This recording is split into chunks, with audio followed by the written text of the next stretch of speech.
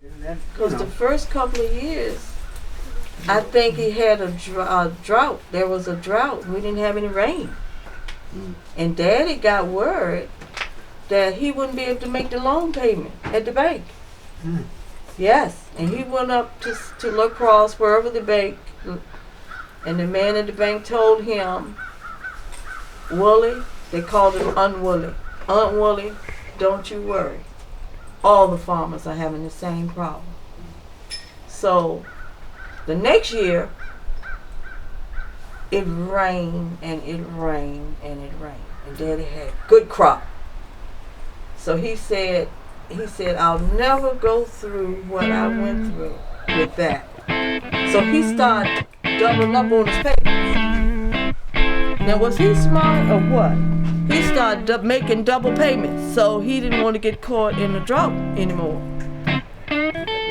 They wouldn't have to worry. So he paid that farm off. I am Miles Valentine, son of Vincent C. Valentine, grandson of Forrester C. Valentine, and great-grandson of Willie H. Valentine. 73 years ago, my great-grandfather, Willie Valentine, purchased 109 acres of farmland in Bracey, Virginia, and it has been in our family ever since. I was able to catch up with 3 of my great-grandfather's children out of the 10, as well as his grandson, Vincent Valentine, my father, to speak on the life of the farm. My grandfather was strong throughout the community, probably one of the most respected black farmers in Bracey. My grandfather bought this farm in 1938, 109 acres that was basically used to grow tobacco, corn. Tobacco was the money crop. Right. Yeah. And then cotton. Yeah. And then cotton, that's right. And corn. My father, he also was a truck farmer. He grew vegetables and different, all the veggies that you could name, to take to town to sell to the restaurants there and to the private homes. He did this at least 3 times a week. My grandfather and grandmother had 10 kids that basically grew up to work the farm. We as youngsters, he always had to have somebody to go with him to help him. And we would go into the neighborhood, town, and he would get up the truck hollering, fresh vegetable. But at the time, I didn't see it. And so I used to tell my wife that he wasn't lying because we had picked the vegetables that morning. They were fresh. Well, it was tomatoes, whatever. We picked it that morning, cleaned it up, and took it to town for sale. And it was pretty much, I guess at some point, cheap labor to have a lot of kids on a farm of this size. And so I'm going to help my grandfather financially not have to hire a bunch of folks. Hard work. That's We're right. always planting anywhere from 8 to 10 acres of tobacco every year. You got up to go to school in the morning, but before you went to school, we had about 3 milking cows that me, my older brothers ahead of me, we had to milk them. Same thing before you went to bed at night. You came home from school, you had chores to do, get in wood for the night. We used to get up before the sun came up to go work the fields. My grandmother would I remember eating breakfast in the kitchen before, in darkness actually. Going out to the stables, getting the mules together before the sun came up. And then we'd go out and work in the fields all day. And we did a lot of gardening. Daddy was an excellent gardener. And he loved that. Planting garden and selling it and that type of thing. At the time that I grew up there, working and doing, I thought it was a hard life. But once I got grown and got out into the world, I realized that it was a good life.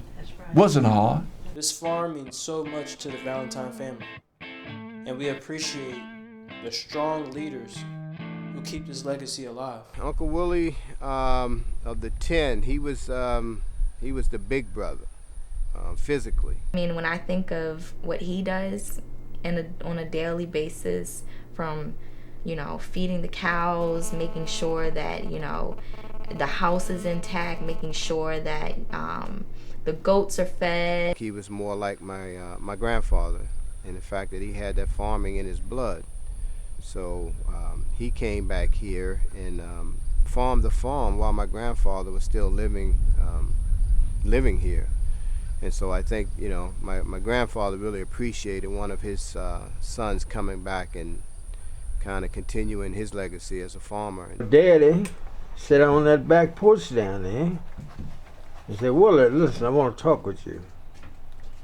He said, this place is going to grow up in 3 years if somebody don't put some cows or goats or something here to keep it clean, So I started buying cows. I went to the market and bought young heifers and bulls and take them down there and turn them loose.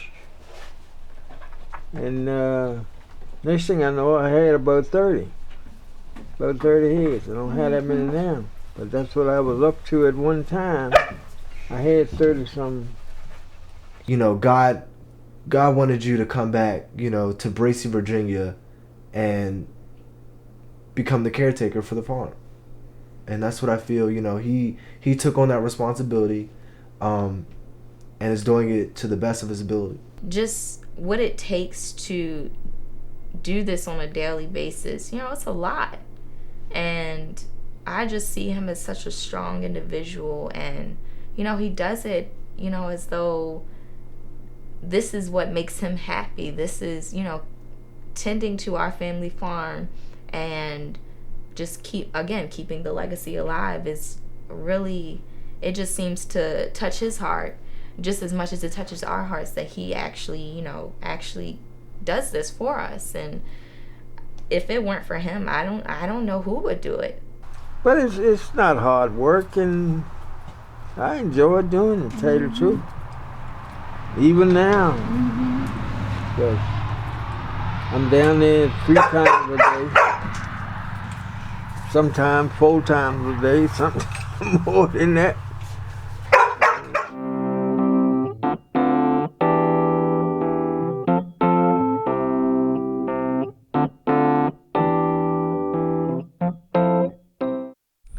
Really, this farm means serenity, peace, and just family.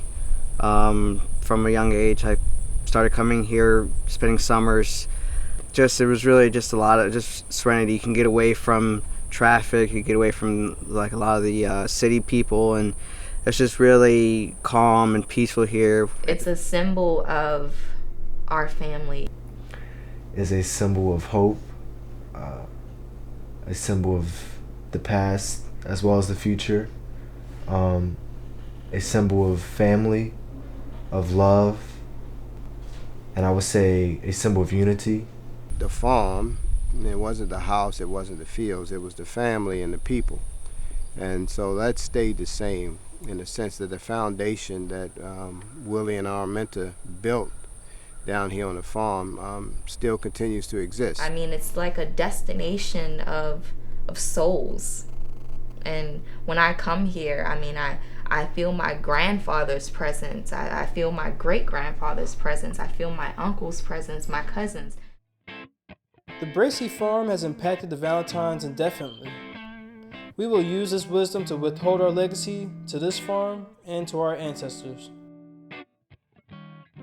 Life lessons, a few I've already commented on, work ethic. This is where I really got my work ethic. This is where I learned that hard work is just what you got to do, and you get the job done. Be patient. Time kind of moves slow down here, but I appreciate it though, because you can't rewind, nor can you fast forward. So just to live in the moment and really take in your surroundings. We get wrapped up in what we do, what we're doing, and our jobs and our lives, and making money and paying the bills and the kids, but when you come here, it really kind of just brings it back down to the simple level. You know, you look out over the farm, and it's just, it helps you reflect and realize, you know, where your grandparents came from and what they had to do and what they worked for. The importance of storytelling, in the sense that the only way for us to really understand our ancestors and really appreciate, you know, the heritage of our family is through stories that have been passed down. No matter what's going on, you can always come down to the farm, and there's always family there to support you and back you, and just, you know, it's all, when it comes down to it, it's all about family. Respect. You know, I remember my grandmother. She was the one that she did not allow us to say yeah or no. It was yes ma'am or no ma'am. You can just be yourself and, you know, express your thoughts and your values around people who share the same things.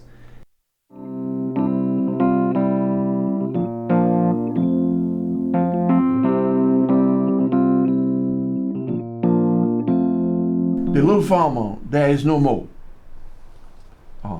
It's no, well, you got a couple of big farmers here that grow 200, 300, 400 acres of tobacco. Which when I grew up here, my father had 7 or 8, and then there was many little farmers like him that grew 10 acres of tobacco, 5 acres. That is no longer exists. Every time I come down here, I'm just in amazement because there's just so much history and so much, you know, to be unraveled and to be shared with the world. And I think if we were to let this fall to the wayside, you know, it would be a dishonor not only to ourselves, but to those who came before us. I hope that it will continue to prosper, maybe in different ways. I've always been adamant about not selling any of the farm or any of the property, because I felt like there would be generations to come that would do more with it. We may not be physically here to take care of it ourselves, but like I said before, this isn't leaving the Valentine family. My great-grandfather knew exactly what he was doing when he purchased this land. It will continue to be the center of our family, and it will always be the Brace of the Valentines.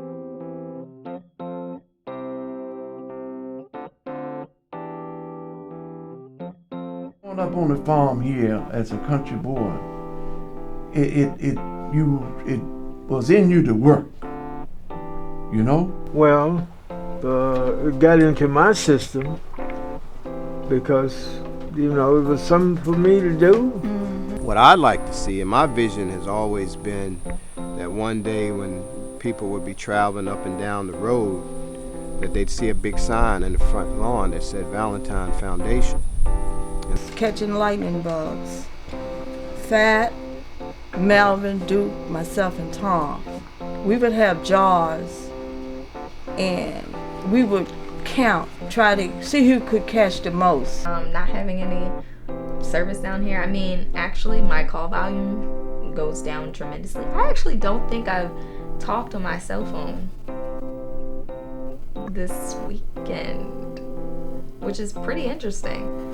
When Keno would come out to feed the cats and the cats would come out of the woodworks, we probably had around 100 stray cats, and they kept, you know, giving birth to more cats. So, you know, at one point in time we would try and count, but there's just too many to count. As a young child, you know, I was ignorant of everything going on around me. Everything outside of, you know, me playing ball with my cousins, me, you know, watching the cows, wanting to pet them, me wanting to chase after the cows, me wanting to ride a goat, you know, things of that nature. You don't really think about things like, you know, who's gonna take care of the cows, you know. The little things, you know, over the fire pit, we would, take sticks and try to get fire on the end of our sticks, and we would, the animals, the pigs, we'd go watch the pigs and things like that, and just so different from where we actually live in Silver Spring, Maryland.